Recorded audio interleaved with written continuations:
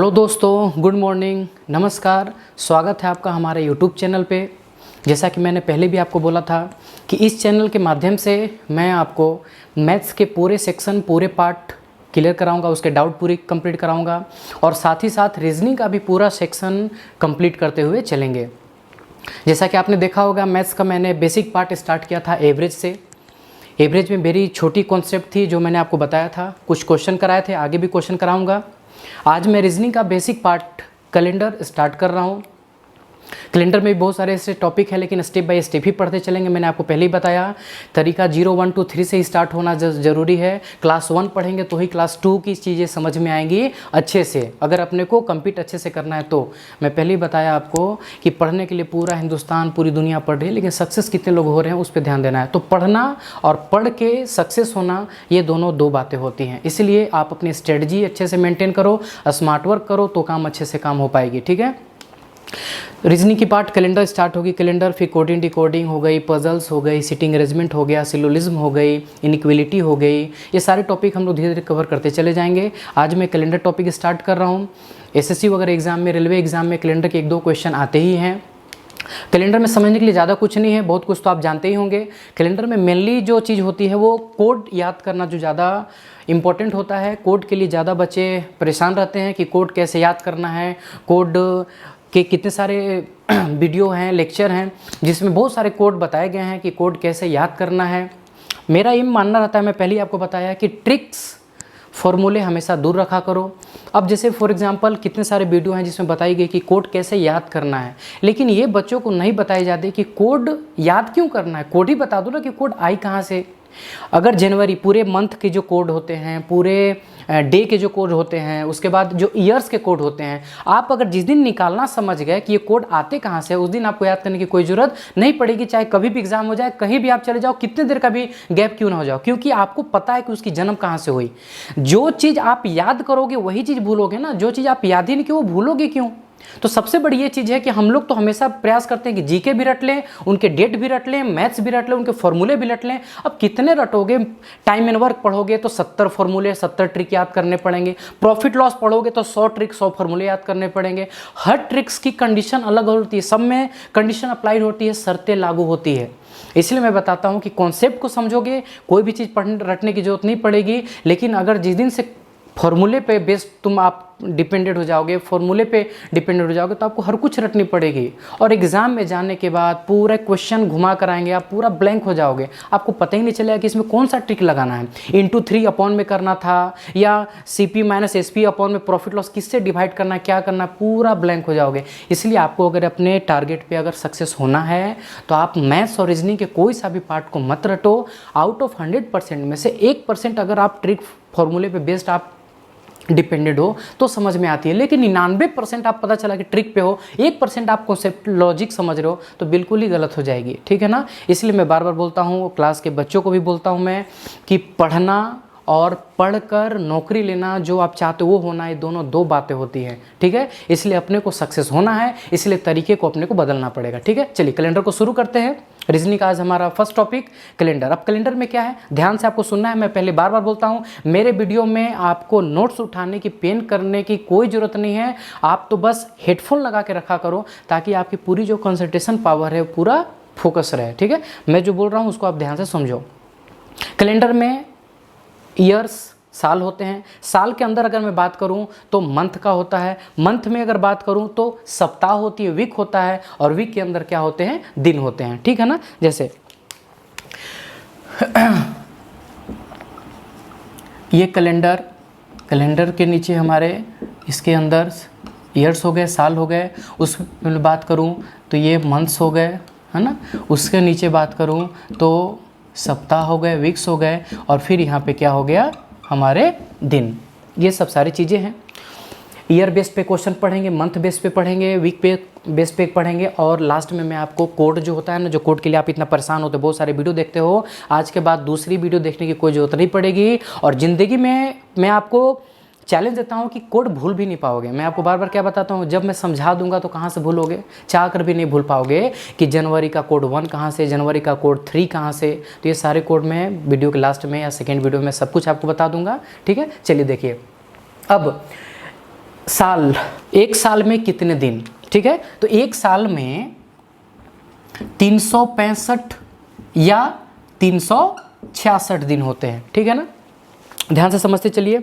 Normal वर्ष जो होता है उसमें 365 दिन होते हैं, और जो लीप ईयर होता है जो 4 साल के बाद आता है, आपको पता ही होगा कि 4 साल के बाद लीप ईयर आती है, जिसमें फरवरी जो होता है 28 की जगह 29 हो जाती है। कब आती है? 4 साल के बाद।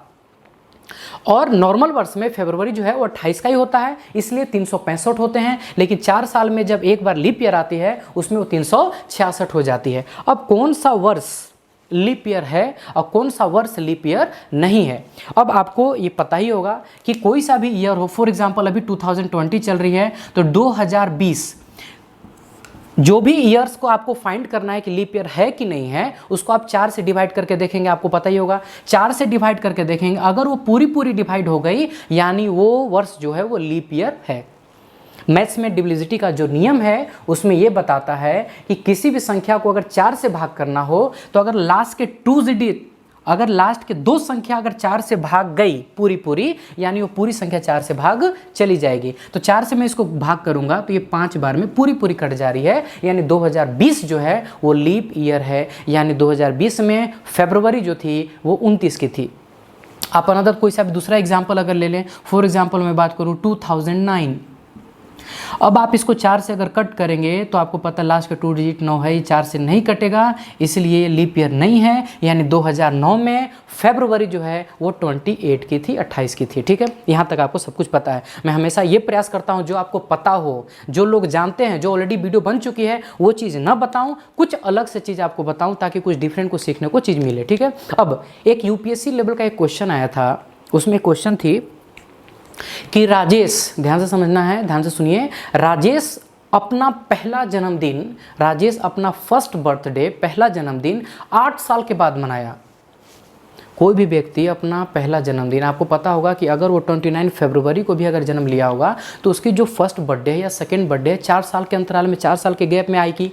लेकिन वो पहला बर्थडे 8 साल में मनाया, तो आपको बताना है कि राजेश का जन्म जो बर्थ ईयर है, वो जन्म जो साल है वो किस साल में जन्म लिया था। ऑप्शन आपके सामने रहेंगे 1904, सन 1900, 1996, 1896, 1896, ठीक है ना। ये क्वेश्चन आए हुए थे। अब इसमें क्या है बच्चों, आप ध्यान से देखो।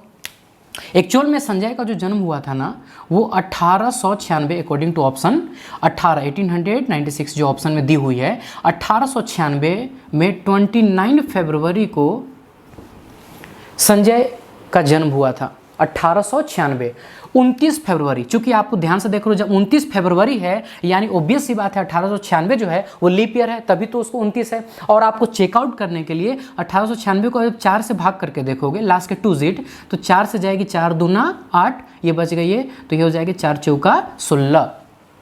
तो ये पूरी डिवाइड हो गई, यानी 1896 जो है वो लीप ईयर थी।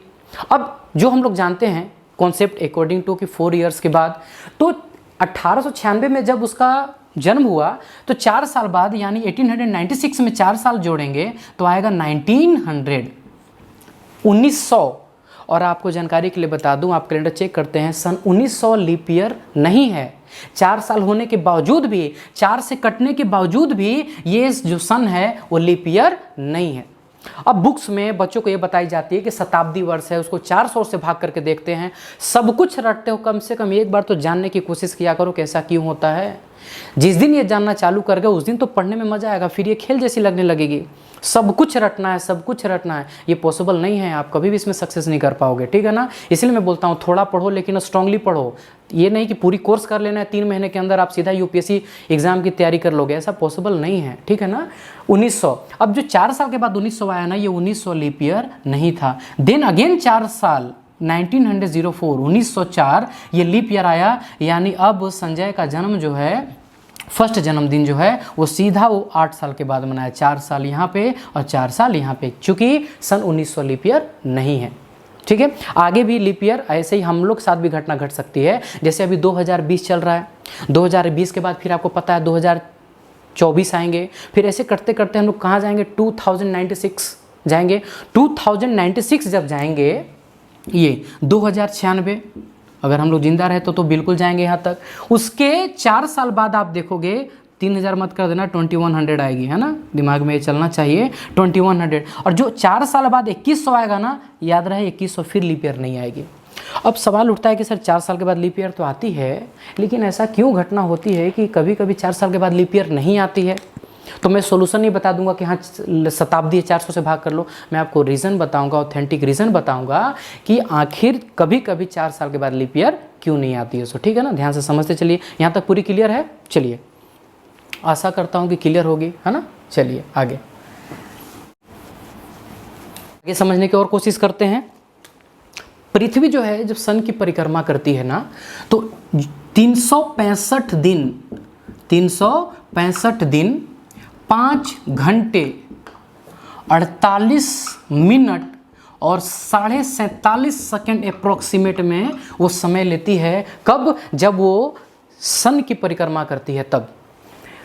365 दिन 5 घंटे 48 मिनट और 47.5 सेकेंड, मतलब पूरा अगर मैं दिन की बात करूं तो 365 दिन पूरा हो गए, और एक्स्ट्रा वो 5 घंटे 48 मिनट कुछ सेकेंड तो लेगा ही लेगा, बिल्कुल लेगा, ठीक है ना। तो इसको अप्रोक्सीमेट में हम लोगों ने क्या करा कि इसको हम लोगों ने 6 घंटे अप्रोक्सीमेट में लिए, है ना। अप्रोक्सीमेट में इसको हम लोगों ने 6 आवर लिया। मतलब मैं बोल सकता हूं कि जब परिक्रमा करती है हमारी पृथ्वी तो 365 दिन 6 घंटे, ठीक है, और हर साल वो 6 घंटे एक्स्ट्रा लेती है। तो 6 घंटे के लिए अपन दिन बना नहीं सकते हैं, एक्स्ट्रा अपन 6 दिन नहीं कर सकते, इसलिए हम लोगों ने क्या करा कि हर साल 6 घंटे, तो 6 घंटे 6 घंटे 6 घंटे 6 घंटे 4 साल में जाकर इसको हम लोगों ने बना दिया 24 घंटे।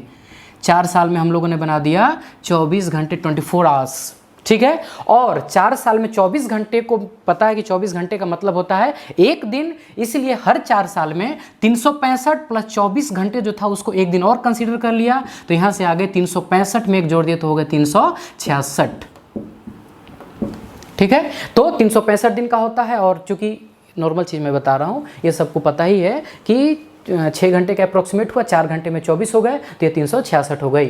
तो ईयर्स हमारे को साल में ईयर्स जो दिन होते हैं वो कितने हो जाएंगे? 365 दिन या 366। 4 साल में 366 होगी, नॉर्मल में 365 होगी। 366 कैसे हुए? क्योंकि इसको अप्रोक्सीमेट में लिया गया 6 घंटे का, ठीक है ना। चलिए, जैसे कोई मजदूरी किया, अब मजदूरी किया तो बोल सकते हैं कि आज मजदूरी कितने किए भाई, तो आज मैंने पूरे एक दिन 4 घंटा एक्स्ट्रा किया, तो 4 घंटे का हिसाब बाद में करो, पहले एक दिन का हिसाब कर लो। सेम उसी तरीके से 365 दिन को हम लोगों ने राउंड ऑफ में रख ली, और उधर उसको 6 घंटे कर करके 4 साल में उसको 24 का एक कंप्लीट ग्राफ बना लिया, और जिसे एक दिन में कंसीडर करके 366 कर लिए, ठीक है। चलिए, अब बात आती है कि 12 महीने होते हैं एक साल में, सही। यहाँ तक जनवरी, फरवरी, मार्च, अप्रैल, मई, जून, जुलाई, अगस्त, सितंबर, अक्टूबर, नवंबर, दिसंबर। अब कौन सा महीना 30 का, कौन सा महीना 31 का? अभी भी पूरी दुनिया इसी में लगी हुई है कि सर ये सीखे 30, 31 जनवरी मतलब 30, 31। लॉजिक सी बात है, आप समझो मेरी बात को। आपको पता है कि अल्टरनेट 30, 31 का रेशियो चलता है, और बीच में 2 महीने ऐसे होते हैं जो 31 के होते हैं, यानी जुलाई और अगस्त। जुलाई अगस्त 31 हो गई, जनवरी भी 31 का ही होता है, दिसंबर भी 31 की होती है। उसके बाद जितने सारे अल्टरनेट, फरवरी का तो आपको टेंशन ही नहीं है, उसके बाद जितने भी होंगे सारे अल्टरनेट 30, 31। और जब अपने को पता है कि जब दिसंबर 31 का है तो नवंबर ऑब्वियस सी बात है 30 की होगी, जुलाई और अगस्त अगर 31 के हैं तो सितंबर ऑब्वियस सी बात है 30 की होगी, जून कितनी की होगी? तो 30 की होगी, क्योंकि जुलाई 31 का है, तो 30 से 31 का कॉन्सेप्ट वेरी सिंपल है, ठीक है। चलिए, अब सप्ताह की बारी आई। सर 52 सप्ताह एग्जैक्ट कुछ और पता नहीं है सर, क्यों? फिर रटोगे तकलीफ तो आएगी, इसलिए समझना है कि क्या होता है क्या नहीं। सो अब चूंकि आपको पता है कि सप्ताह में 7 दिन होते हैं, अब अगर साल में अगर मैं बात करूं 365, तो 365 को अगर मैं 7 से भाग करूं, 365 को अगर 7 से भाग करूं तो ये कितने बार में जाएगी? 7 पचे 35, बचा 1, कैरी चली जाएगी आगे 15, 7 दूना 14, 1 एक्स्ट्रा बच गई। यानी मैं बोल सकता हूं कि अगर साधारण वर्ष हुआ तो सप्ताह जो होते हैं वो 52 सप्ताह होते हैं,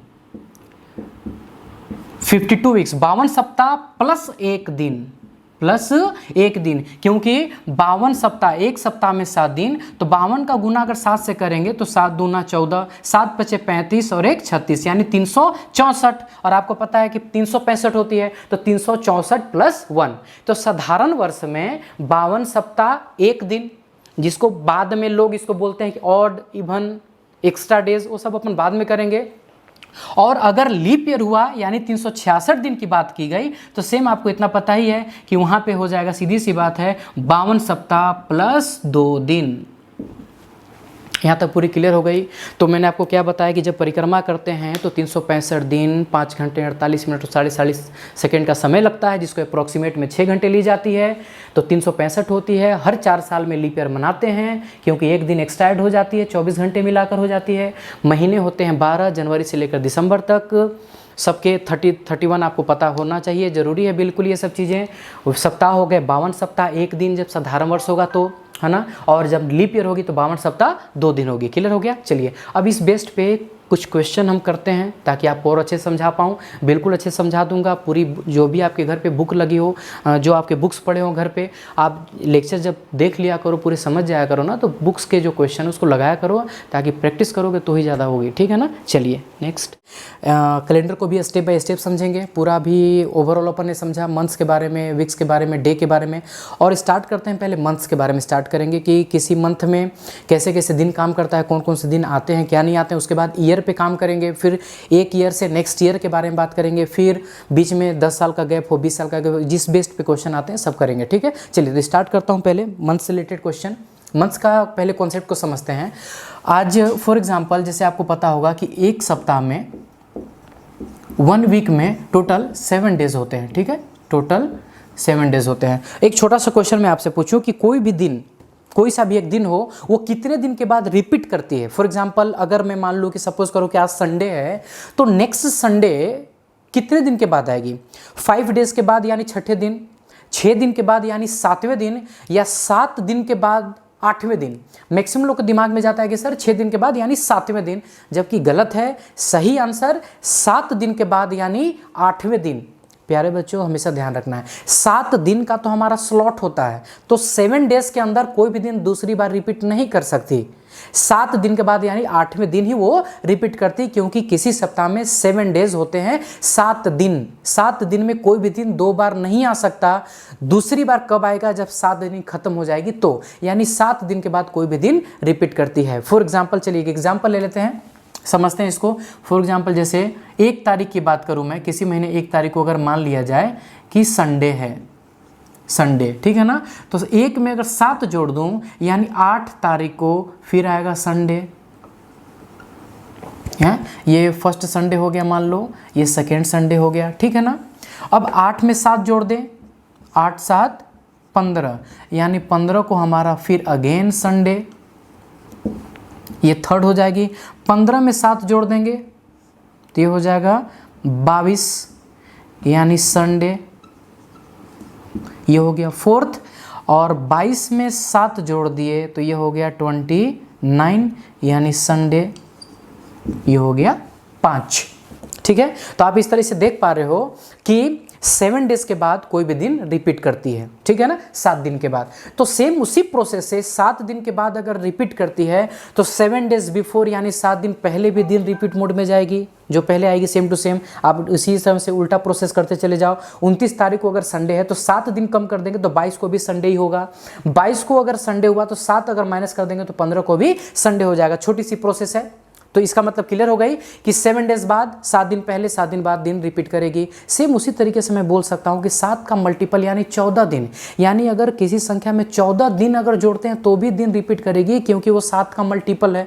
तो 7 दिन बाद अगर सेम रहेगी तो 14 दिन बाद भी सेम रहेगी। 7 दूना 14, 7 त्रिका 21, यानी 28 डेज बाद भी संख्या रिपीट रहेगी जो दिन होंगे। और 7 चौ 28, यानी 28 दिन के बाद भी दिन रिपीट करेगी, क्योंकि सारे ये 7 के मल्टीपल है, 7 के गुणज है।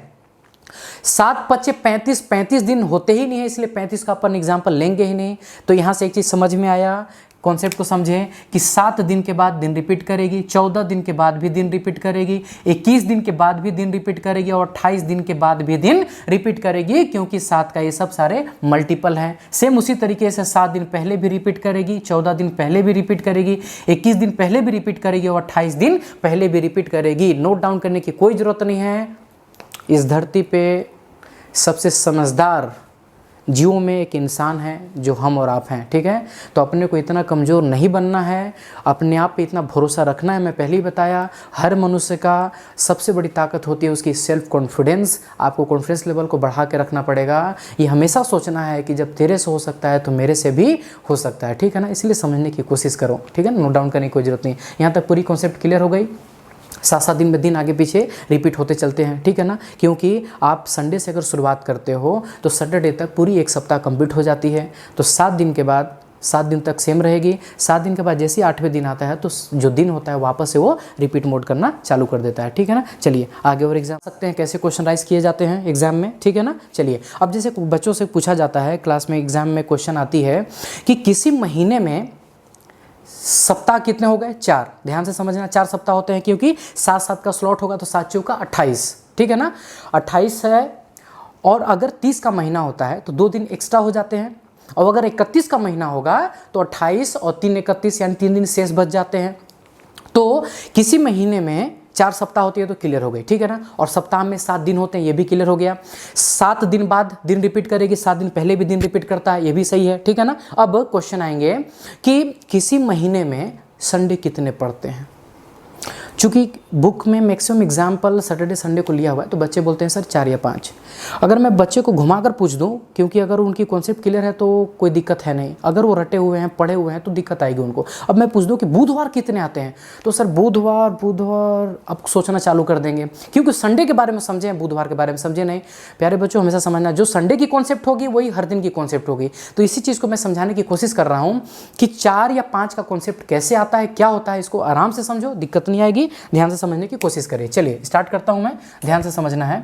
फॉर एग्जांपल किसी महीने की मैं 1 तारीख ले लिया है ना, ध्यान समझना है। ये 2 तारीख, 3, 4, 5, 6, 7, 8, ऐसे करते करते करते है ना, ये 28, 29, 30 और ये 31 पूरे महीने का हिसाब हो गई। चाहे तो महीने का कितने दिन का होगा, या 28 डेज़ की होगी, या 29 का महीना होता है फरवरी, है ना, या 30 का या 31 का। क्लियर हो गया। अब ध्यान समझना, आपको पता है 1 तारीख से अगर महीना चालू होगी, अगर मैं मान लूँ कि 1 तारीख को संडे पड़ा, 1 तारीख को मैं मान लिया कि 1 तारीख को क्या पड़ा, संडे। अब आपको पता है कि 7 दिन का एक स्लॉट होता है, जो सप्ताह होता है 7 दिन का। तो बोलो यहाँ तक 7 डेज़ पूरी कंप्लीट हो गए। 7 डेज़ तक पूरे 1 सप्ताह हुआ कि नहीं हुआ, ध्यान से समझना है। 1 सप्ताह कंप्लीट हो गई 1 से लेकर 7 तक, बोलो हाँ कि ना, ठीक है यहाँ तक। अब Sunday, Monday, Tuesday, Wednesday, Thursday, Friday और सैटरडे, 1 सप्ताह खत्म हो गई, 7 दिन का स्लॉट पूरा कंप्लीट हो गया। अब एक चीज बताना, तो 8वें दिन से दूसरी सप्ताह चालू हो गई, 8वें से दूसरी सप्ताह चालू हो गई, ये सेकेंड वीक यहाँ से स्टार्ट हो गया, सेकेंड सप्ताह स्टार्ट हो गया, सही है ना।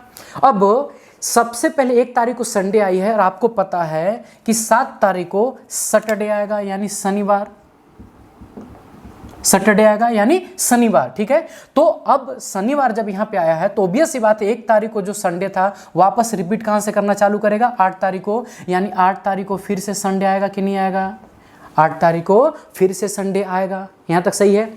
अब दूसरी सप्ताह चालू हो गई, तो आपको पता 1 से लेकर 7, तो 7 से लेकर यहाँ कंप्लीट हो गई। अब 8 से लेकर कहाँ तक जाएगी, 14 तक, ठीक है ना। अब कहाँ तक जाएगा, 14 तक। तो 14 तक अपने 2 सप्ताह कंप्लीट हो जाएगी। तो 1 सप्ताह में, ध्यान से समझना, 1 सप्ताह में संडे 1 बार पड़ता है, मंडे 1 बार पड़ता है, ट्यूसडे 1 बार पड़ता है, हर दिन 1 बार पड़ते हैं 1 सप्ताह में। दूसरी सप्ताह चालू हो गई, फिर से संडे से शुरुआत होगा, फिर सैटरडे को खत्म हो जाएगी, ठीक है ना। ऐसे करते करते 1 महीने में पूरे का पूरे 4 सप्ताह, यानी 1 तारीख से लेकर 28 तारीख, यानी 28 डेज तक, ध्यान से समझो, 7, 7 दूना 14, 7 तरीका 21 और 7 चौका 28, यानी मैं बोल सकता हूं कि 1 तारीख से लेकर 28 तक पूरे 4 सप्ताह खत्म हो गए। 1 तारीख से लेकर 28 तारीख तक पूरे 4 सप्ताह हमारे खत्म हो गए। अब बताओ 4 सप्ताह खत्म हुए हैं, तो मैं बोल सकता हूं कि 4 सप्ताह में संडे कितने आएंगे, तो 4 सप्ताह में संडे 4 बार आएंगे। मंडे कितने बार आएगा, तो 4 बार आएगा, क्योंकि अगर सप्ताह हुआ है तो हर दिन 1 बार आती है। तो 1 सप्ताह में 1 बार, 2 सप्ताह में 2 बार, 3 सप्ताह में 3 बार, 4 सप्ताह में 4 बार, यानी मैं बोल सकता हूं कि 1 से लेकर 28 तक 4 सप्ताह फिनिश हो गए, जिसमें संडे 4, मंडे 4, ट्यूसडे 4, वेडनेसडे 4, हर दिन 4-4 बार आ गई। यहाँ तक डन हो गया। चूंकि अब बचा हमारे पास 3 डेज एक्स्ट्रा बच गए, इधर 3 दिन जो है वो एक्स्ट्रा हो गए, और सप्ताह में होता है 7 दिन, तो इनकी ग्रुप तो बन नहीं पाएगी, 3 दिन बच गए। तो अब समझना, तो 1 से लेकर 28 तक 4 सप्ताह खत्म हो गई, और 28 दिन हर महीने में होते हैं, 28 दिन हर महीने में होते हैं। तो 1 से लेकर 28 तक पूरी कॉन्सेप्ट क्लियर हो गई कि पूरे दिन जो हैं संडे से लेकर सैटरडे तक हर दिन 4-4 बार आ गई।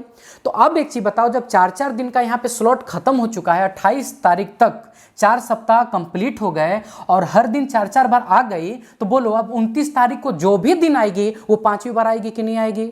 ओबियस सी बात है, 28 तारीख तक जब सबका 4-4 का कोटा कंप्लीट हो गया, तो सीधी सी बात है 29 तारीख से 5वां सिस्टम चालू हो जाएगी, 5वां सप्ताह चालू हो जाएगा। यानी मैं बोल सकता हूं कि 29 तारीख को जो भी दिन आएगी वो 5वां आएगी।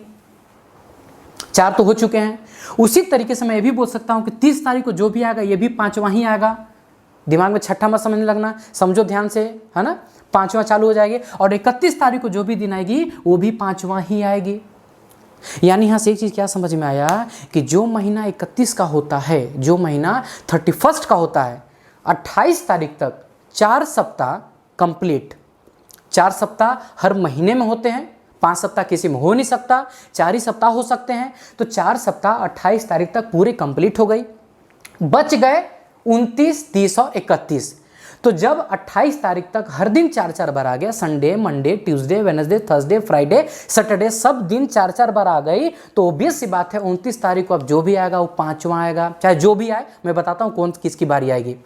संडे आया तो 5, मंडे आया तो 5, सब 5-5 बार पढ़ेंगे। यानी यहाँ से एक चीज़ समझ में आया क्या कि हर महीने में, किसी महीने में, जिस महीने में अगर 31 का महीना हुआ, तो उस महीने में 29 तारीख को जो भी दिन पड़ेगी, बिना आंख बंद किए मैं क्वेश्चन बताऊंगा। क्वेश्चन आता कैसे है और बिना पेन का सवाल बनाते कैसे हैं।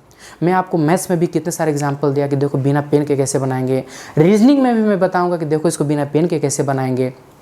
तो 29 तारीख को आएगा, तो अगर किसी ने पूछ लिया आपसे, समझना मेरी बात को ध्यान से, कि किसी महीने के 29 तारीख को, तो अब उनसे पूछने मत लगना कि सर महीना कौन सा। भाई हर महीने में 29 होते हैं फरवरी को छोड़कर, सही है ना। तो किसी ने पूछ लिया, चलो फॉर एग्जांपल एक एग्जांपल ले लेते हैं, 29 जुलाई ले लेते हैं, ठीक है। आपसे पूछा कि एक चीज़ बता, 29 जुलाई को सोमवार थी, 29 जुलाई को सोमवार थी, तो बता उस महीने में कितने सोमवार। सीधी सी बात है, अगर 29 तारीख को, 30 तारीख को और 31 तारीख को जो भी दिन पड़ेगी वो 5वां ही पड़ेगी। क्यों? क्योंकि 28 तक 4 का स्लॉट कंप्लीट हो जाता है उनका। तो 29 को अगर सोमवार पड़ा, यानी सीधी सी बात है उस महीने में 5 सोमवार। 30 तारीख को अगर सोमवार है तो उस महीने में 5 सोमवार, और 31 तारीख को भी अगर सोमवार पड़ा या जो भी दिन पड़ा वो भी 5वां ही पड़ेगा। यहाँ तक क्लियर हो गया। अब और क्या समझ सकते हैं, पूरा समझने पे फोकस करना है, कुछ भी पेन वगैरह कुछ भी नहीं उठाना। जितने अच्छे से समझोगे, अब एक चीज़ क्या है, जो समझ रहे हो आप, ये चीज़ आपसे कभी स्किप नहीं हो सकती, कभी डिलीट नहीं हो सकता है, सब चीज़ें, ठीक है ना। नोट्स बनाने की जरूरत नहीं। अब एक चीज़ ध्यान सुनना है ना। चलो, तो 1 तारीख से लेकर 28 तारीख तक पूरे सप्ताह खत्म हो गई। अब एक और चीज़ यहाँ ध्यान समझने की कोशिश करो। अगर महीना 1 तारीख से शुरू हुआ है, अगर महीने का आप कहीं भी रेंट पे लेने गए हो और 1 तारीख अगर आपकी स्टार्ट दिन है, तो ऐसा नहीं है कि 1 से 1 महीना चलता है, मकान मालिक को मैं 1 को ही पैसा दूंगा क्योंकि 1 से 1 मंथ चलता है। एक्चुअलिटी में अगर देखा जाए तो आपका जो मंथ है वो 30 को या 31 को ख़त्म हो गई। अगर 31 का महीना है तो 31 आपका लास्ट डे होगा। अगर 30 का महीना है तो 30 आपका लास्ट डे होगा। आपको 30 हुई, पूरी जो आपका मंथ है वो ख़त्म हो गई। आप सोच रहे हो अगले एक दिन, तो अगला एक दिन जो है ना महीने से ज़्यादा हो गया। यानी 1 तारीख से शुरुआत होगी ना तो 30 या 31 को ख़त्म हो जाएगी। अगर आज संडे है, सपोज करो आज संडे हो और मैंने आपको बोला कि 7 डेज का डेमो होगा, 7 दिन फ्री में पढ़ाई जाएगी, तो संडे टू संडे नहीं, संडे टू सैटरडे, यानी संडे से शुरू हुआ तो सैटरडे को हमारा 1 वीक खत्म हो जाएगी। उसी तरीके से आप बताओ कि अगर मैं ट्यूसडे से शुरू किया, मंगलवार से शुरू किया, तो मेरा सप्ताह खत्म कब होगा? सोमवार को। उसी तरीके से अगर मैं फ्राइडे को शुरू किया, फ्राइडे हमारे लिए पहला दिन है सप्ताह का, तो हमारे लिए थर्सडे जो होगा वो सप्ताह का आखिरी दिन होगा। सीधी सी बात है, क्लियर हो गया ना। ये सब सारी चीज़ें तो अपने को ये चीज़ भी समझना है। तो उसी तरीके से अब ध्यान समझना, 1 तारीख को संडे, तो आप देखो सप्ताह का 7वां दिन सैटरडे हुआ कि नहीं हुआ। सेम उसी तरीके से 1 तारीख अगर सप्ताह का पहला दिन है तो आपको पता है 28 को 4 सप्ताह खत्म हो रहा है कि नहीं हो रहा है। 28 तक 4 सप्ताह खत्म हो गए। तो उसी तरीके से बताओ अगर 1 तारीख को संडे हुआ तो सप्ताह का आखिरी मतलब चौथा सप्ताह का आखिरी दिन कौन सा है 28। तो बोलो ऑब्वियस सी बात है 28 तारीख सैटरडे होगा यानी शनिवार ही होगा तभी खत्म होगा। तो इस दिन शनिवार पड़ेगा कि नहीं पड़ेगा। तो ऑब्वियस सी बात है 29 तारीख को फिर क्या आएगा संडे। 29 तारीख को क्या आएगा संडे। ये देखो 29 तारीख को क्या आएगा संडे। तो यहाँ से एक चीज़ क्या समझ में आई कि 1 तारीख को अगर जो पढ़ा तो सबसे बड़ी 5वीं बार उसी की टर्म आएगी यानी 1 तारीख को जो पढ़ा 29 तारीख को वही पढ़ेगा। 2 तारीख को जो पढ़ा 30 को वही पढ़ेगा और 3 तारीख को जो पढ़ा 31 को वही पढ़ेगा। ठीक है। तो यहाँ से 2 चीज़ समझ में आया। फिर से आपको रिपीट करूँ, ध्यान से समझना है कि अगर किसी ने आपसे 2 तरीके से इस चीज़ को हम बना सकते हैं। किसी ने आपसे बोला या समझ चुके हैं हम लोग कि किसी महीने में 29 को 5वां पड़ता है, 30 को 5वां पड़ता है और 31 को 5वां पड़ता है। सेम उसी तरीका मैं वापस बात करूं तो अगर किसी महीने में 1 तारीख को अगर संडे पड़ गया, किसी महीने का स्टार्टिंग फर्स्ट डे अगर संडे पड़ा तो बिना सोचे ये बता देना आपने को समझ जाना है कि उस महीने में टोटल 5 संडे पड़ेंगे। कारण क्योंकि 28 तक तो 4 सप्ताह खत्म हो जाएगी। अब 29 को सोचो आप, 29 को सबसे पहले बारीक किसकी आएगी जो सबसे पहले आया हो। और सबसे पहले 1 तारीख को आया कौन है संडे। तो ऑब्वियस सी बात है 29 तारीख को भी टर्म किसकी आएगी संडे की। इसलिए 1 तारीख को जो पड़ा वो 5 पड़ेगा। 2 तारीख को अगर गलती से संडे पड़ा या कोई भी दिन पड़ा तो वो भी 5 ही पड़ेगा। क्यों? क्योंकि जो 2 तारीख को आएगी वही तो 30 को आएगी।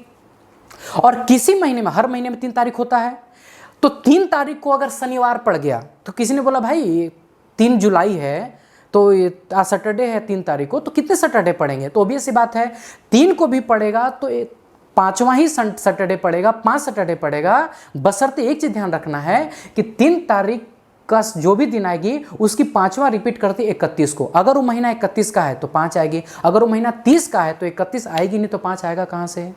यहाँ तक समझ में आ गई आपको। तो वापस इसको आप एक बार फिर से रिकॉल करके समझोगे तो बहुत आसानी से हो जाएगी।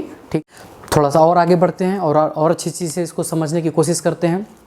तो मैंने जो आपको बताया एक बार फिर से देखते हैं उसको कि मैंने क्या बताया कि आप इसको ध्यान से देखें। तो किसी महीने में 4 सप्ताह होते हैं, 1 से लेकर 7 तक पहला सप्ताह हो गई, 8 से लेकर 7 तक का एक स्लॉट हो गया, फिर 8वें तारीख से दूसरी सप्ताह स्टार्ट हो गई, 8 से जाएगी 14, फिर 15 से जाएगा 21 और 22 से जाएगा 28। तो आप ये देख रहे हैं पूरा कि यहाँ से यहाँ तक लेकर पूरा हमारा 4 सप्ताह क्या हो गई क्लियर हो गई। मैं इतनी बारीकी से एक ही चीज़ को बार बार क्यों समझाता हूँ आपको पता है, ताकि आपको दोबारा दिक्कत ना आए और जैसी क्वेश्चन आए तो दिमाग क्लिक कर जाए। क्यों? क्योंकि जितने अच्छे से दिमाग में आपको कोई भी चीज़ को लेकर पूरी क्लियर ज़्यादा होगी, ट्रांसपेरेंसी ज़्यादा होगी तो आपको ऑब्वियस सी बात है कि पेन उठाने की नौबत नहीं आएगी, है ना। अब देखो आप तो 28 तक 4 सप्ताह हो गए। अब देखो यहाँ पे 1 सप्ताह यानी संडे मंडे कोई भी दिन 1 बार आएगी। ये दूसरी सप्ताह चालू हो गई तो कोई भी दिन तो दूसरी बार आ गई, 2 बार आ गई। तीसरी सप्ताह स्टार्ट हो गई यानी संडे भी तीसरी बार आया होगा और 4 सप्ताह स्टार्ट हो गई यानी वेडनेसडे से लेकर कोई भी दिन 4 बार आ गई होगी। अब उसके बाद 29 तारीख, 30 तारीख और 31 तारीख को जो भी दिन पड़ेगी 5वां, जो भी दिन पड़ेगी 5वां, जो भी दिन पड़ेगी 5वां। तो यहाँ से मंथ का पूरा कॉन्सेप्ट हमने क्या समझा है एक बार फिर से ध्यान समझो। हर महीने में 1 तारीख होती है, ठीक है ना। जैसा कि आप कैलेंडर भी देख लो आराम से। 1 तारीख को जो भी दिन पड़ेगा वो 5 बार पड़ेगा। क्यों? क्योंकि 28 तारीख तक 4 सप्ताह खत्म हो गई। अभी फरवरी को छोड़ देते हैं, बाकी पूरे महीने को कवर करते हैं, ठीक ना। जनवरी से लेकर दिसंबर तक, फरवरी को छोड़कर। आपको पता है कि हर में 30 या 31 होता है। तो अगर 1 तारीख को जो भी दिन पड़ा, मान लेते हैं कि 1 तारीख को संडे पड़ी, मंडे पड़ा, कुछ भी ले लो, चलो संडे मान लेते हैं। तो 1 तारीख को अगर संडे पड़ा तो 28 तक 4 सप्ताह खत्म हो गई यानी 29 तारीख को वापस ये संडे रिपीट करेगी। 4 सप्ताह खत्म हो गई तो, ठीक है ना। यानी 1 तारीख को जो भी दिन पड़ेगा वो 5 बार पड़ेगा। 2 तारीख को जो भी दिन पड़ेगी, हर महीने में 2 तारीख होती है, तो 2 तारीख को जो भी दिन आ गई, फॉर एग्जाम्पल सपोज कर लो कि वेडनेसडे आ गया, तो 2 तारीख को अगर वेडनेसडे आ गई तो समझना कि 5 वेडनेसडे पड़ेंगे ही इस महीने में। क्यों? क्योंकि 2 तारीख वाली को टर्म 5वीं कब आएगी पता है? 30 तारीख को। अब अगर महीना 31 का है, अब अगर 3 तारीख को फॉर एग्जांपल सपोज करो कि शनिवार आ गई, तो समझना कि उस महीने में कुल 5 शनिवार पड़ेंगे। क्योंकि 3 तारीख को अगर शनिवार आई तो उसकी 5वीं बार टर्म कब आएगी? 31 तारीख को। कब आएगी? 31 तारीख को। ठीक है, तो आपको एक चीज़ समझ में आ गई। तो यहाँ से दो चीज़ समझ में आ गई, 1 तारीख, 2 तारीख और 3 तारीख को जो भी दिन पड़ेंगे वो 5 बार पढ़ेंगे। बस तीसरी के साथ कंडीशन यही है कि महीना 31 का होना चाहिए। या दूसरे रूप से अगर मैं बात करूं तो 29 तारीख को जो भी पढ़ा वो ओबियस सी बात है 5वां ही पढ़ा होगा। 30 तारीख को सपोज करो किसी ने आपसे बोला कि भाई आज 30 अगस्त है, आज तो शनिवार है, ओबियस सी बात है 5वां शनिवार है वो। और 31 तारीख को अगर संडे पड़ा तो समझ लो ओबियस सी बात है वो 5वां ही संडे पड़ेगा, क्योंकि आपको पता है 28 तक 4 का कोटा कंप्लीट हो जाता है। हर दिन अपने 4-4 स्लॉट कंप्लीट कर चुके होते हैं। यहाँ तक कंप्लीट हो गई। अब इतना समझने के बाद, अच्छे से आपने समझा, उसको वापस एक बार रिकॉल करके आप देख लेना, समझ लेना। अब यहाँ अच्छे समझने के बाद अब कोई सा भी क्वेश्चन आएगा तो आपको आराम से क्लियर हो जाएगी। ठीक है, कुछ क्वेश्चन मैं आपको वर्बली बोलता हूँ, आप ध्यान से समझना उसको।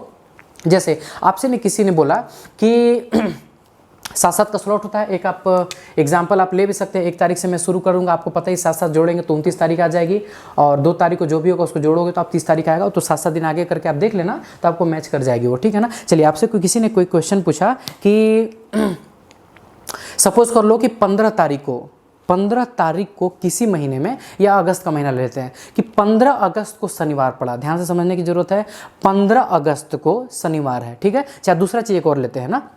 बोला आपसे कि किसी महीने के 15 तारीख को शनिवार है, किसी महीने के 15 तारीख को शनिवार है, तो बताओ कि वो शनिवार कौन सा है? पहला है, दूसरा है, तीसरा है, चौथा है या 5वां है? ठीक है, तो आप ध्यान समझना। आपको पता है 1 से लेकर 7 के बीच में, 1 से लेकर 7 तक कोई भी दिन आएगी तो 1 बार आएगी। 8 से लेकर 15 के बीच में अगर कोई भी दिन आया तो वो 2 बार आ गया।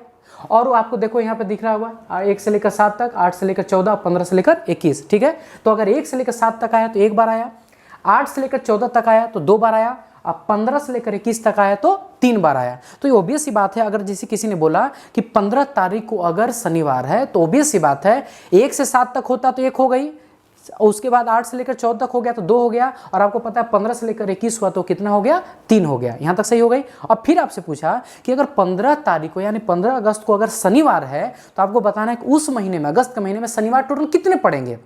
ठीक है, तो अब देखो आपको 2 चीज़ करना है, ध्यान रखना, 2 चीज़ आपको पकड़ना है जल्दी से बिना पेन का।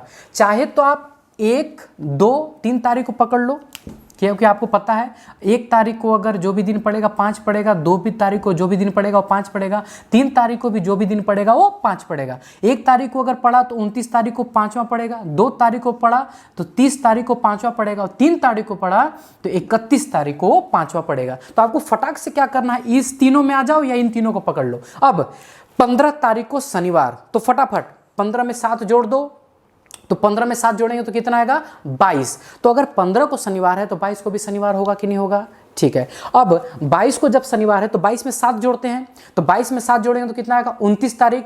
तो 29 तारीख को भी क्या आएगा? शनिवार आएगा। और आपको पता है अगर 29 तारीख को शनिवार पड़ा है तो ऑब्वियस सी बात है 5वां ही पड़ेगा, क्योंकि 28 तक तो 4 खत्म हो गए ना, तो ऑब्वियस सी बात है 29 तक 5वां पड़ेगी। ठीक है, आप जल्दी से कर सकते हो। अब वापस उसको बैक लेकर आके देखते हैं। अब 15 तारीख को सपोज करो कि शनिवार थी, तो 15 में अगर 7 घटाएंगे तो कितना तारीख आएगा?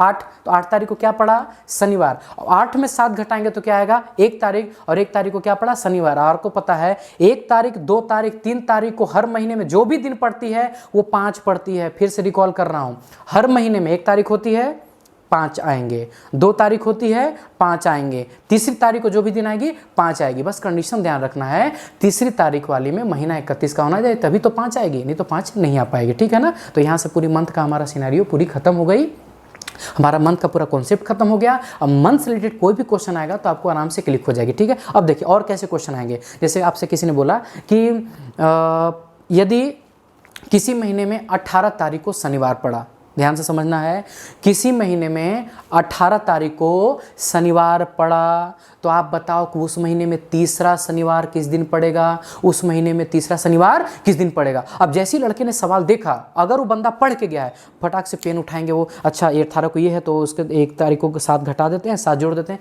सीधी सी बात है ना, 18 तारीख को शनिवार पड़ा तो ऑब्वियस सी बात है तीसरी शनिवार, तो ऑब्वियस सी बात है वो तीसरी ही शनिवार है। क्यों? क्योंकि वापस फिर से समझो, 1 से 7 के बीच में पहला, फिर 7 के बाद 14 के बीच में आएगा तो दूसरा, और 14 से लेकर 21 तक जो भी दिन पड़ेगी वो तीसरा ही पड़ेगी ना, तो फिर निकालने की क्या जरूरत है? फिर वापस समझो, 1 से 7 तक पहला, 7 से लेकर 14 के बीच में दूसरा, और 14 के 21 से लेकर बीच में तीसरा, 21 से फिर 28 तक जाएगा तो चौथा।